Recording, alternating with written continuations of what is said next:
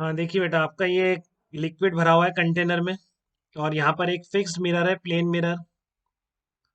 तो आपको बताना है इस बॉटम की जो इमेज बनेगी इस प्लेन मिरर में, ये जो बॉटम है इसकी इमेज बनेगी प्लेन मिरर में, वो मिरर में पी पॉइंट से कितनी दूर बनेगी।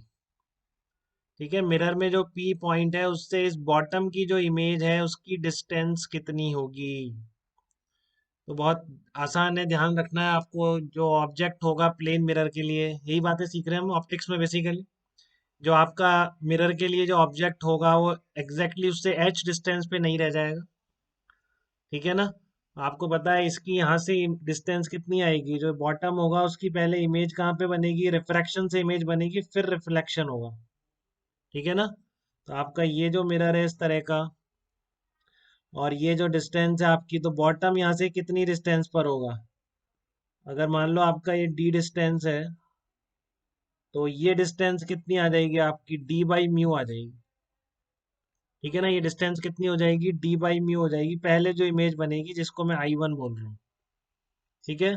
इसको मैं चाहे से ओ पॉइंट बोल देता हूँ, इसको पी पॉइंट बोल देता हूँ, या इसको कुछ पी वन बोल देते हैं, पी वन पॉइंट से। तो पी वन पॉइंट से जो इमेज की डिस्टेंस है, पहली जो इमेज बनेगी बॉटम की, वो आप बता सकते हैं क्या मुझे, पी वन आई वन कितना होगा, जल्दी बताइए। अनिल, आपको आ रहा है बेटा समझ में, पी वन आई वन, इस रिफ्रैक्शन के कारण जो इमेज बनने वाली है। P one I one distance कितनी होगी, फर्स्ट रिफ्रैक्शन के बाद जो इमेज बनेगी यहाँ से। पढ़ा नहीं जाके अनिल आपने, इसका मतलब। अर्नव, आप बताइए कितनी होगी, आपने तो आंसर ही सही बता दिया वैसे। बट अनिल को आवाज नहीं आ रही क्या मेरी यार। अनिल क्यों नहीं बता रहा है, गार्गी आप बता सकते हैं बेटा, आपने भी आंसर बताया अभी।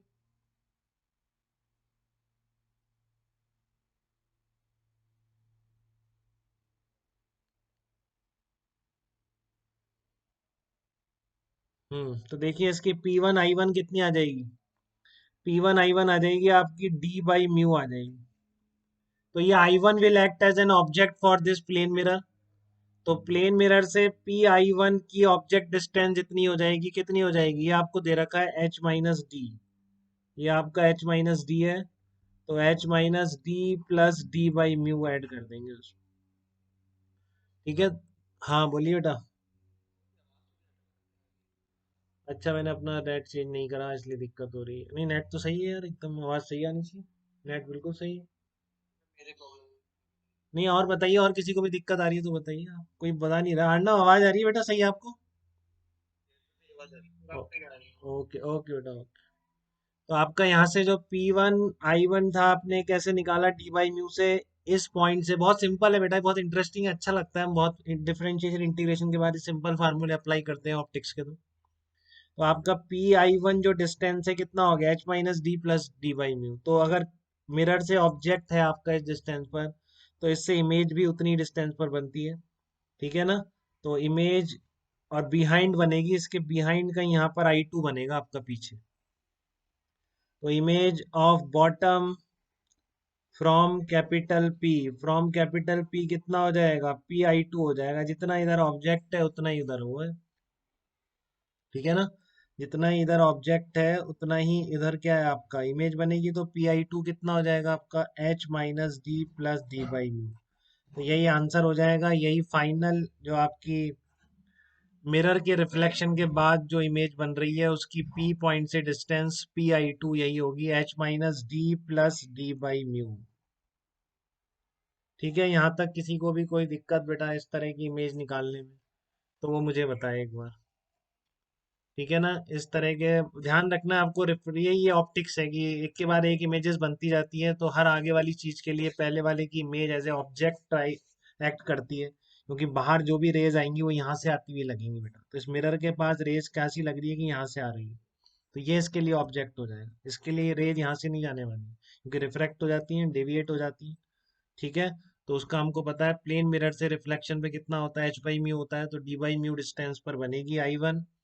अब इस ऑब्जेक्ट की तरह एक्ट करेगा आई वन पी के लिए, तो पी से डिस्टेंस हो गई H minus D plus D by mu. अब आपको पता है प्लेन मिरर से जितनी दूर आप ऑब्जेक्ट रखेंगे उतनी पीछे उसकी इमेज बन जाएगी। ठीक है, तो ये H minus D plus D by mu हो जाएगी। तो आप ये ध्यान रखिए, इस सरफेस के लिए आई वन वर्चुअल इमेज है, ठीक है, आप प्लेन सरफेस से हमेशा वर्चुअल इमेज ही बनेगी ना, क्योंकि इमेज ऑब्जेक्ट के साइड ही आ रही है। बात क्लियर है? एच बाई म्यू और ये म्यू एच सारी चीजें क्या है, वर्चुअल इमेज है। तो ये जो आई वन है इस फर्स्ट रिफ्रैक्शन के बाद वर्चुअल इमेज है, बट इसके लिए as a real object act कर रही है। ठीक है, तो फाइनल जो इससे इमेज बन रही है वो भी क्या बन रही है, वर्चुअल बन रही है। ठीक है, तो इस सरफेस से फर्स्ट रिफ्रैक्शन के बाद आई वन क्या कहलाएगी, वर्चुअल इमेज। इस रिफ्लेक्शन के बाद जो इमेज बन रही है वो भी क्या कहलाएगी, वर्चुअल इमेज कहलाएगी।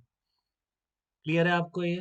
क्योंकि प्लेन मिरर से तो रियल ऑब्जेक्ट अगर आपने सामने उसके रख दिया, उसके इधर है ऑब्जेक्ट तो रियल ऑब्जेक्ट है, तो इमेज उसकी वर्चुअल बनेगी। तो आई वन भी वर्चुअल है एक तरह से, और आपकी आई टू भी वर्चुअल है, बट आई वन जो ऑब्जेक्ट एक्ट होगा वो इसके लिए रियल ऑब्जेक्ट की तरह एक्ट होगा।